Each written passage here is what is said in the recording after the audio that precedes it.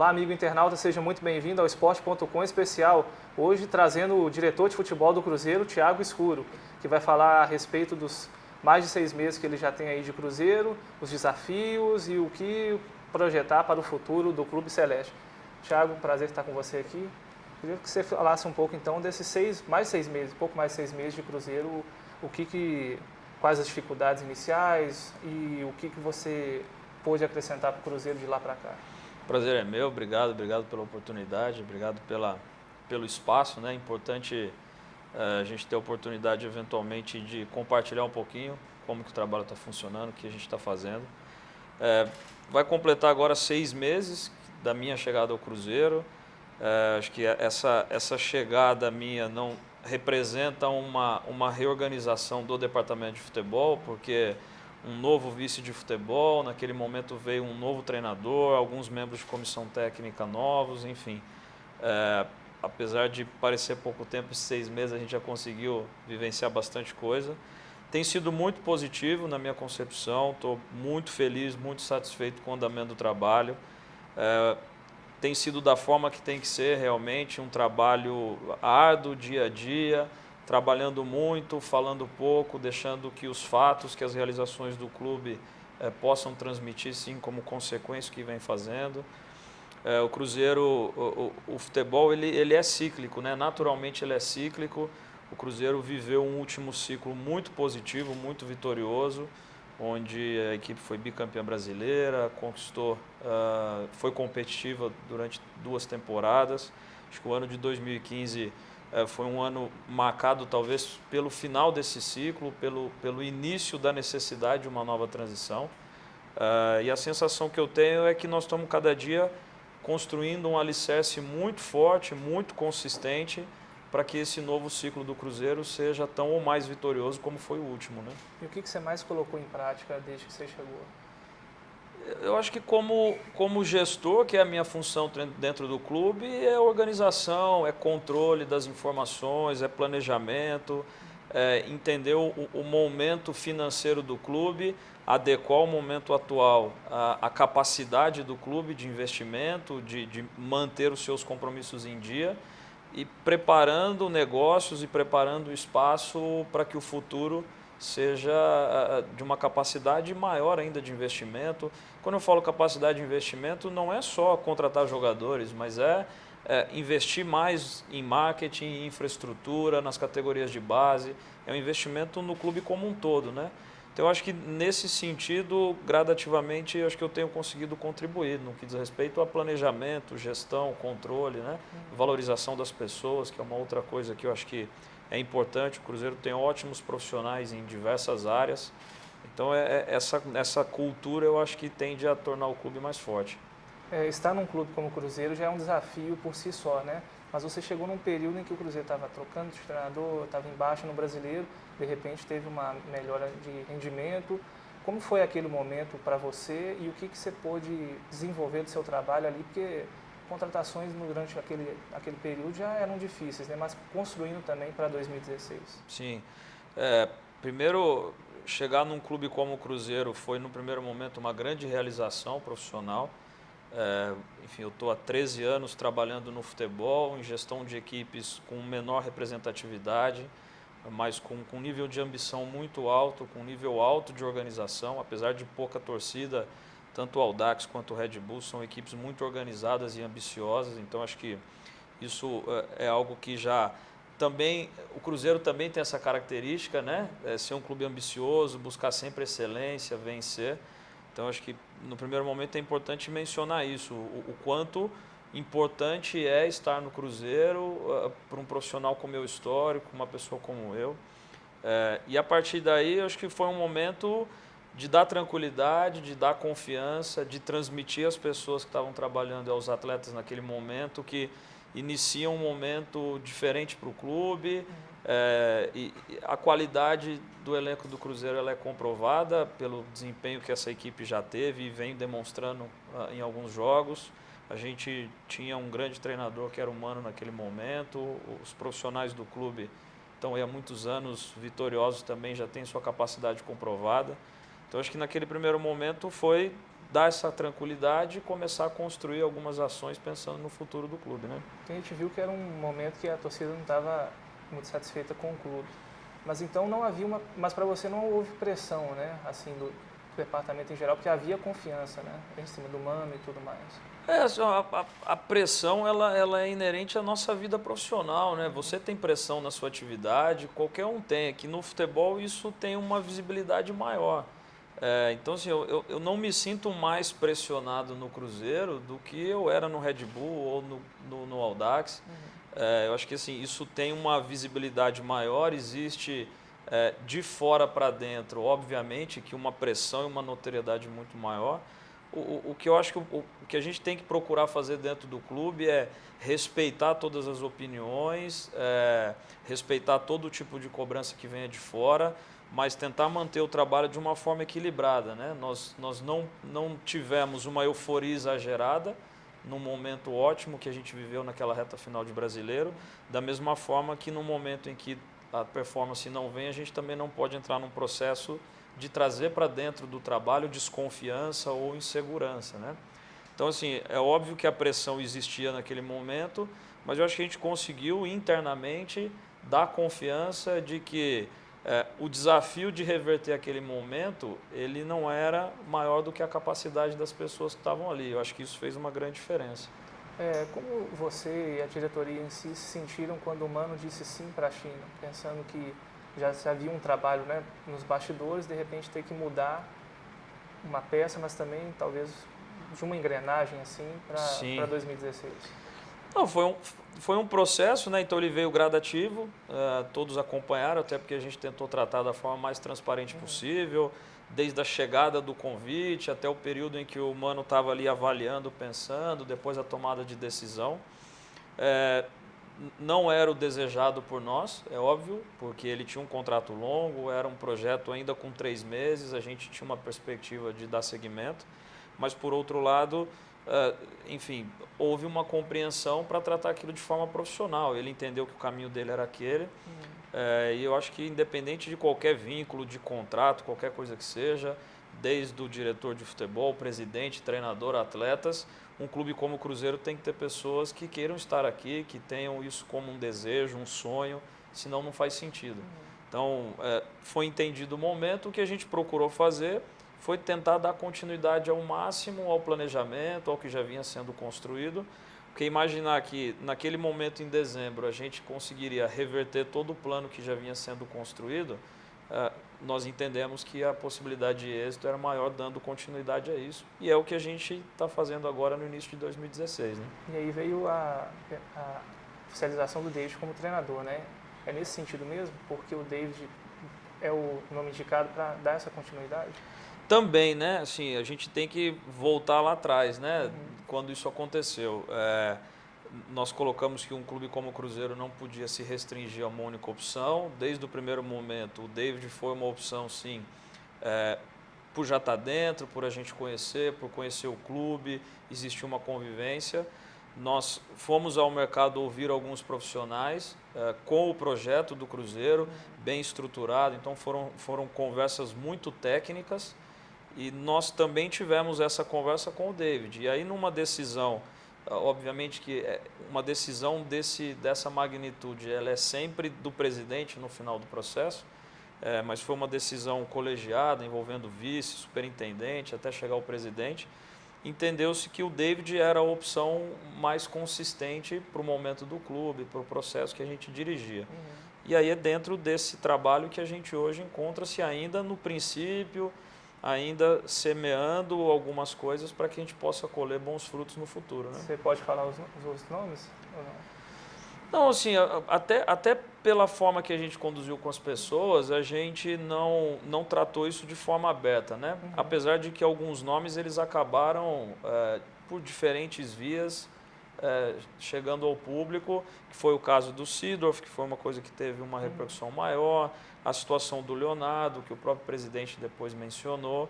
Então, esses são 2 dos nomes que já vazaram.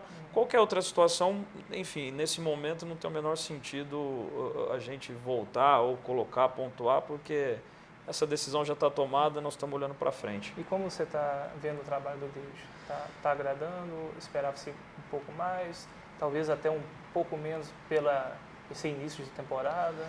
O David é a liderança da comissão técnica, mas a gente trata muito só do treinador, né? Mas é um processo. Então, assim, a gente tem aí que avaliar o trabalho do David, dos auxiliares, da comissão, dos atletas, da própria direção.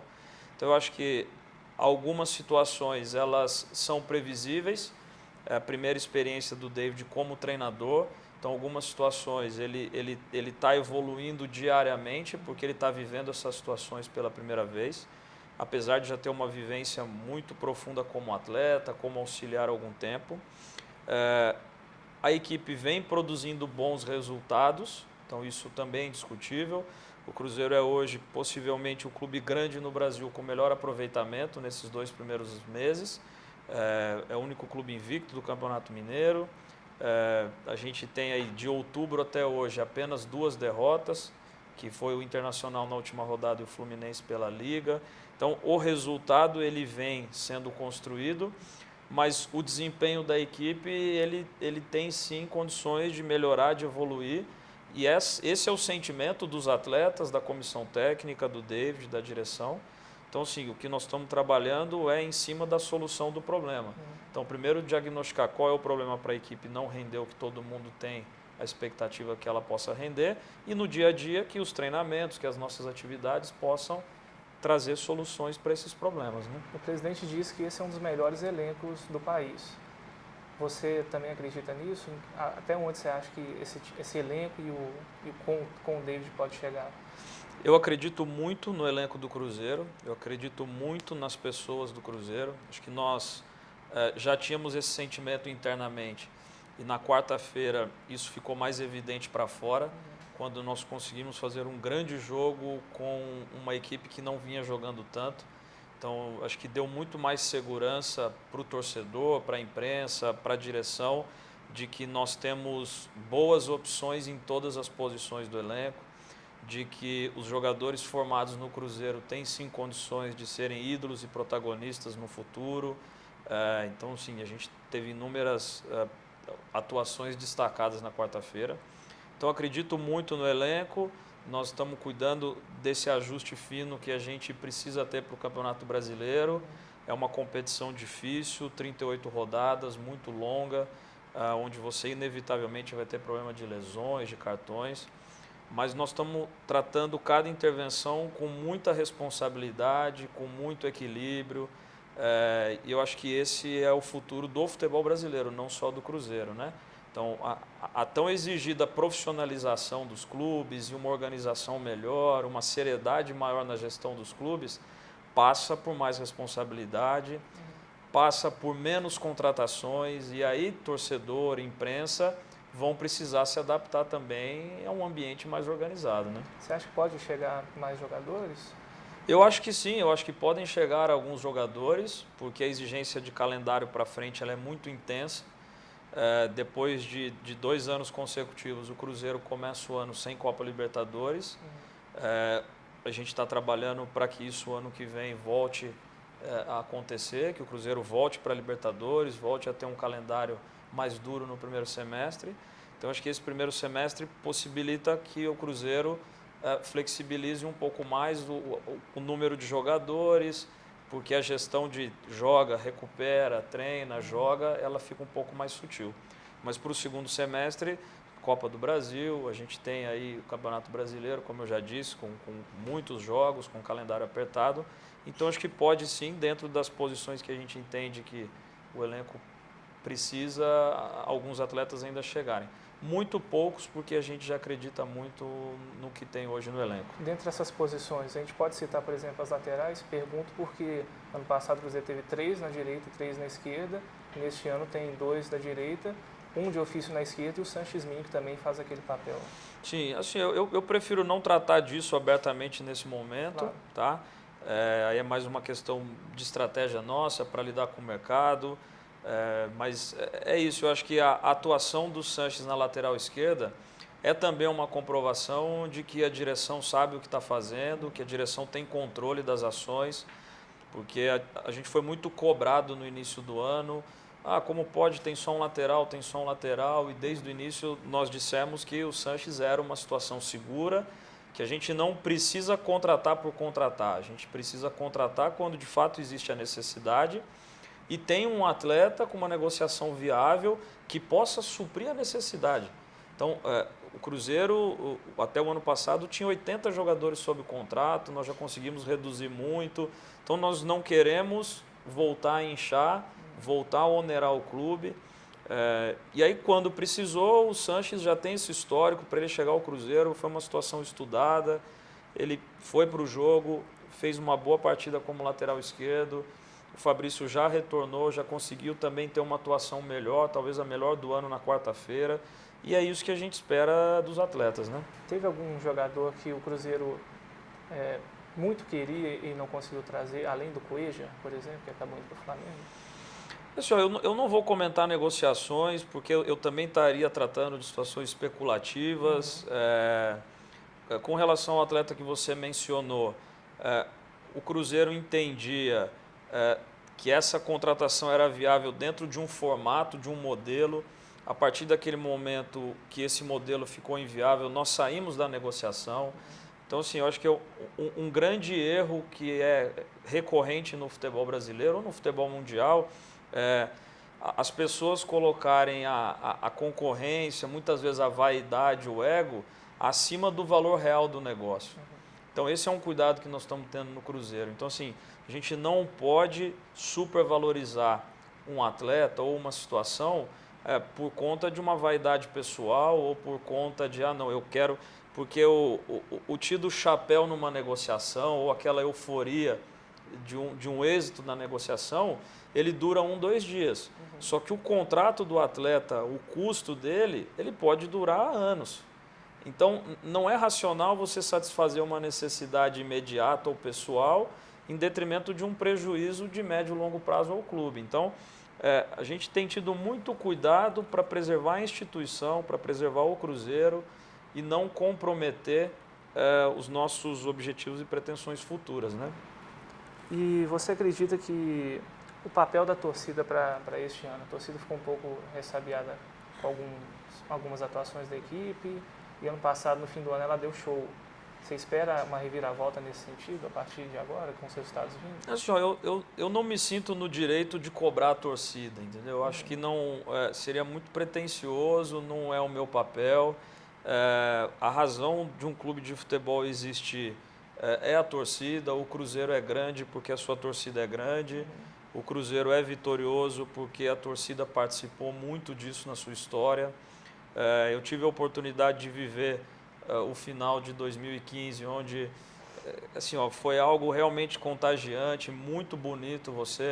A equipe brigando para sair de uma situação incômoda na competição e a gente chegar no Mineirão com 30, 35 mil pessoas, como chegou a acontecer, o tempo todo apoiando, o tempo todo ao lado da equipe. Então, a gente espera que a gente consiga retomar isso o mais rápido possível, que a gente consiga transmitir para o torcedor confiança, segurança e que o torcedor volte a apoiar a equipe os 90 minutos, a estar junto com a gente, a jogar junto com o Cruzeiro. Isso vai fazer uma diferença enorme, como fez nos 95 anos de história do Cruzeiro. E que a cobrança, que o questionamento, que a insatisfação, que ela ocorra assim, de uma maneira respeitosa e no momento oportuno, né? Então, mas de qualquer forma é isso. Isso de forma alguma é uma cobrança. Eu só espero que a gente consiga, o mais rápido possível, trazer a torcida de volta com a intensidade que nós tivemos no final do ano passado. O Cruzeiro tem jogadores de seleções, né? Tem o Arrascaeta na Uruguaia, o Alisson na Olímpica, o Romero também, idade olímpica, na Argentina, né? O quão positivo é isso para o clube em termos de tanto de disposição e ter jogadores dessa qualidade e também o outro lado, porque o Cruzeiro acaba cedendo eles em competições que, por exemplo, o calendário brasileiro continua-se as competições mineiro, brasileiro e tudo, né? Tem tanto o lado positivo e o negativo. Sim, é isso. Essa é uma situação que existe o ônus e o bônus, né? Então, você qualificar o elenco com atletas jovens e promissores, esse é um outro ponto que eu gostaria de destacar e muito. O Cruzeiro é hoje a equipe no futebol brasileiro com mais jogadores jovens potenciais. Nenhuma outra equipe no futebol brasileiro tem a qualidade técnica e a perspectiva. Então, jogadores como Romero, Arrascaeta, Alisson, o próprio Alex que estreou na quarta-feira, Bruno Viana, o Elber retornando, são todos jogadores abaixo de 24 anos, ou seja, com uma margem de evolução muito grande, que já vem hoje desempenhando o futebol num alto nível.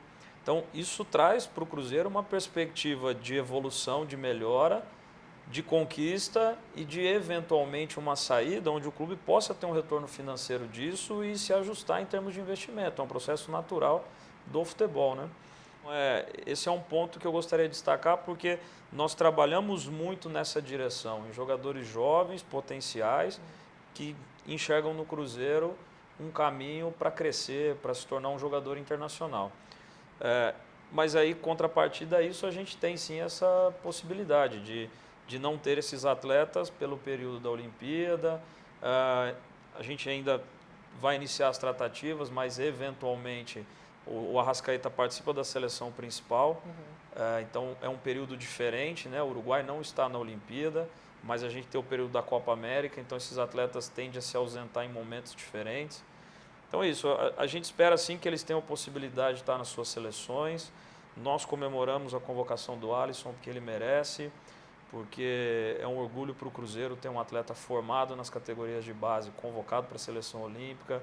A gente forma os nossos ídolos também, não só contrata e compra. Então, acho que é isso. Agora, o elenco está preparado para continuar jogando futebol em alto nível no período que esses atletas estiverem ausentes, né? Chega a ser, não sei se a palavra é muito forte, frustrante, ver os clássicos, Cruzeiro e Atlético, que os dois perdem jogadores assim, não terem força máxima, não serem aquele 100% espetáculo, apesar de que os outros jogadores vão suprir, né? Sim, senhor, eu entendo que quem perde é o público, é o campeonato, né? São esses jogadores que perdem a oportunidade de vivenciar um clássico do tamanho que é esse. Então, enfim, mas é um aspecto que nós, Cruzeiro, não controlamos, né? Nem data FIFA, nem a tabela da competição. A gente tem entidades que regulam isso e nos fornecem. Então, nós estamos trabalhando para que o Cruzeiro vá o mais forte possível para o clássico, como vai para todos os jogos. Mas eu acho que numa fase classificatória você tem um clássico, eu acho que seria importante para a competição, para o público, para todos os envolvidos dentro do Campeonato Mineiro, que o clássico fosse o mais completo possível, né? Mas eu acho que independente dessas ausências, não tira a importância desse jogo, tudo o que envolve, enfim. Espero que seja um momento muito feliz para o Cruzeiro, até porque eu pessoalmente vai ser o primeiro clássico que eu vou poder vivenciar. Se você pudesse trazer um jogador, Messi, Neymar ou Cristiano Ronaldo? Se pudesse fechar com um dos três, qual você fecharia? Messi? Cristiano Ronaldo ou Neymar? Cara, obviamente que eu traria o Neymar, sem dúvida nenhuma, por várias razões. Eu acho que pela questão técnica, pela perspectiva, pela idade, pelo momento que vive, pelo ídolo que ele é do futebol brasileiro, pelo que ele representaria para o Cruzeiro no Brasil e no mundo. Então, sem dúvida nenhuma, eu traria o Neymar. Mas se não fechasse com ele, fechasse com um dos outros dois, estaria de montar. Se eu pudesse mesmo, eu traria os três, né? Acho que a gente conseguiria fazer um barulho bacana, mas de qualquer forma, é isso. Eu acho que, considerando esses três atletas, eu contrataria o Neymar. Eu queria que você falasse a sua seleção, que você viu jogar, o melhor goleiro que você viu, o melhor lateral direito, o melhor zagueiro, não necessariamente do Cruzeiro, mas Entendi. Pô, você me pegou desprevenido agora, hein? Teria que fazer uma análise mais profunda disso, mas eu acho que assim, do que eu assisti, do que eu acompanhei de futebol, assim, zagueiro, para mim, acho que o Aldair foi o melhor zagueiro que eu vi jogar. Não se esforçava em nenhuma das fases do jogo, nem na defensiva, nem na ofensiva. Jogava de forma muito natural.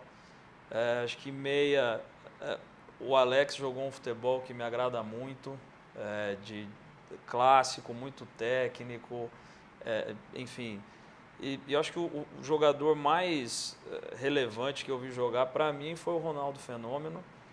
Tinha uma capacidade fora do comum de finalizar, de arrancar, de força física. Então, assim, ele tinha características que eu acho que não existiram antes dele e não existem hoje, né? Acho que foi um cara único, né?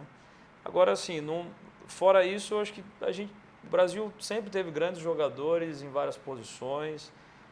Gosto muito de um futebol técnico, jogado. Acho que todo mundo gosta, é o que todo mundo procura ter como espetáculo.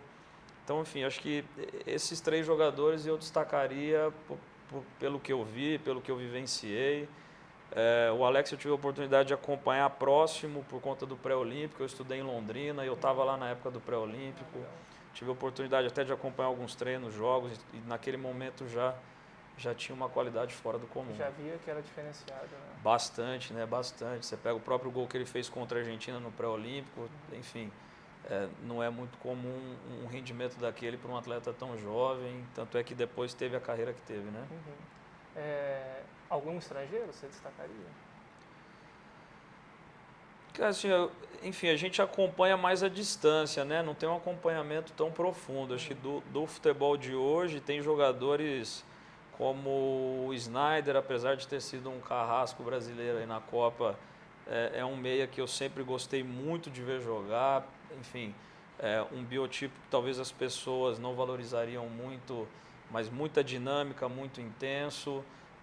Existem os jogadores do Barcelona, Xavi, Iniesta, que todo mundo percebe qualidade, mas eu acho que o contexto favorece muito. Não sei se numa outra dinâmica eles teriam a carreira que tiveram. Acho que aquela forma do Barcelona jogar valorizou muito eles.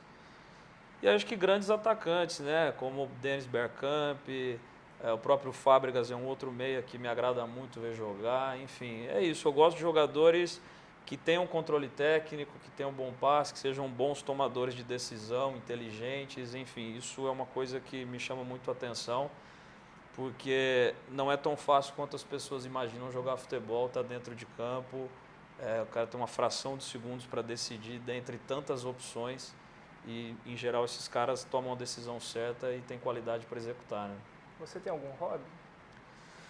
Cara, meu hobby hoje é ficar com os meus filhos. Eu sou um cara casado há 13 anos já, tenho um filho de 3 anos, uma filha de 1,5.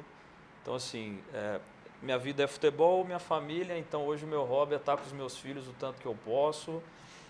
Esse é um lado negativo do futebol. O futebol nos priva muito da família, dessa convivência.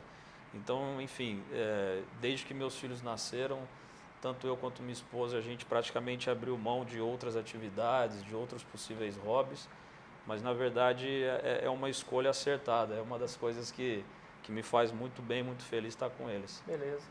Obrigado, viu, Thiago? Imagina, eu que agradeço. Até a próxima. Prazer, obrigado, cara. Um abraço, pessoal. A gente se vê por aí. Até logo.